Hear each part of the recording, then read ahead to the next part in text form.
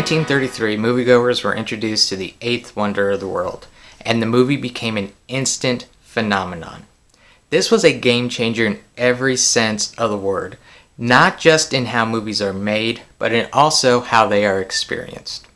King Kong is a story about a group of adventurers led by American filmmaker Carl Denham. Joining Carl Denham is the crew of the USS Venture, most notably Jack Driscoll, and Jack Driscoll's love interest, Ann Darrow.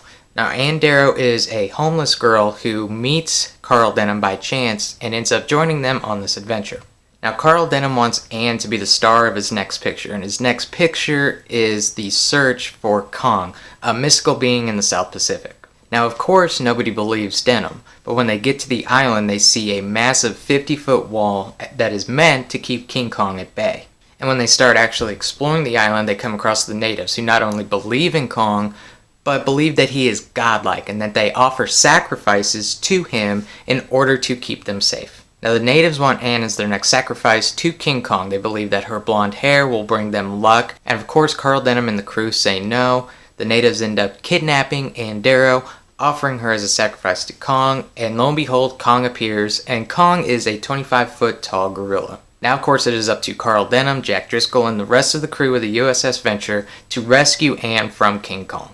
King Kong is the brainchild of Merian C. Cooper, a true adventurer, one of the last great explorers. Now, Merian C. Cooper is a genuine character. I am really surprised no one has made a movie about his life yet. He was a fighter pilot during World War II, having been shot down twice, and he went out and he made like jungle adventure movies. Now, back in the 1930s, movies about expeditions and the rest of the world that had not been discovered yet, he went out and shot it and showed it, and he became very, very popular in doing so. Not only did he go out and explore and film these places that have not been seen by human eyes, but he also broke ground in a technical standpoint as well.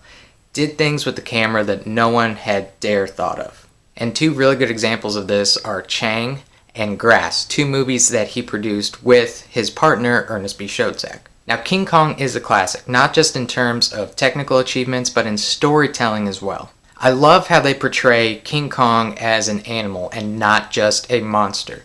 An animal who is interested in the world around him and his reactions to things that are new to him. That's an idea that was carried over in not just this film, but in the 1976 King Kong and the 2005 remake King Kong.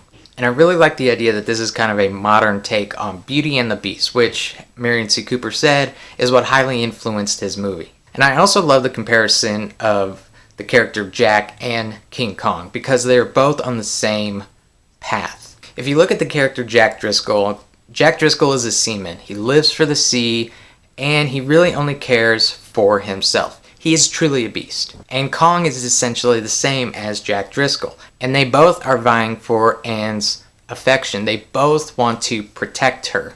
Jack Driscoll is almost killed by dinosaurs and insects in his journey to save Anne. And King Kong is almost killed by the T-Rex in also trying to save Anne. So I like the dynamic between the two, that they both want the same thing. To me, the story of King Kong is the story of Jack Driscoll and what he has to come to terms with in order to be with Anne. And of course, the reason that this movie has endured the test of time is because of its technical achievements.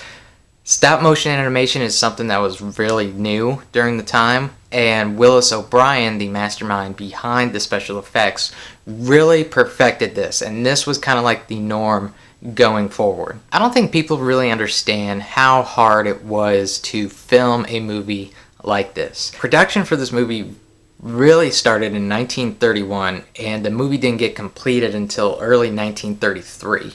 A movie this long in production had never been heard of during that time. The fight scene between Kong and the T-Rex alone took 7 weeks to film.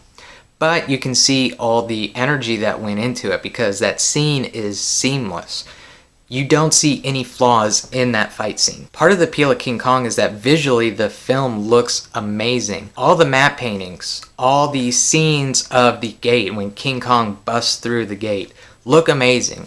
Like Bob Burns said, you can see every dime in that picture.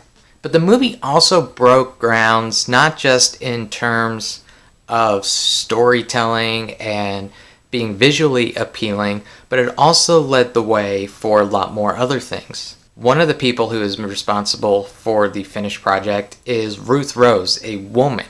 A woman wrote the script for King Kong. When this movie was first being written, there were a lot of writers who came in to write the script. And for whatever reason, some of them left, some of them went off to war and ended up being killed. In the end, Ruth Rose, Ernest Shoedsack's wife, was hired on to do rewrites for it. And word is that when Cooper saw her final script or read it, he said, "No more rewrites, this is the script that we're going to shoot." Now, Ruth Rose didn't just clean things up. She added all kinds of new stuff. She changed dialogue, she changed the introduction, she changed the theme. She did a complete overhaul of the script. So next time you watch King Kong, think that this movie was written by a woman in a time when women were not really permitted to do a whole heck of a lot. The whole world owes so much to King Kong. Without King Kong, we wouldn't have movies like Godzilla. We wouldn't have movies like Jaws. We wouldn't have Jurassic Park.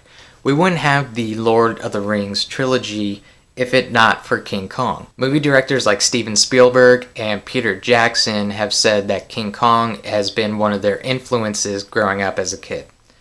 And I, for one, am the same way. King Kong was one of the first movies I sat down and watched.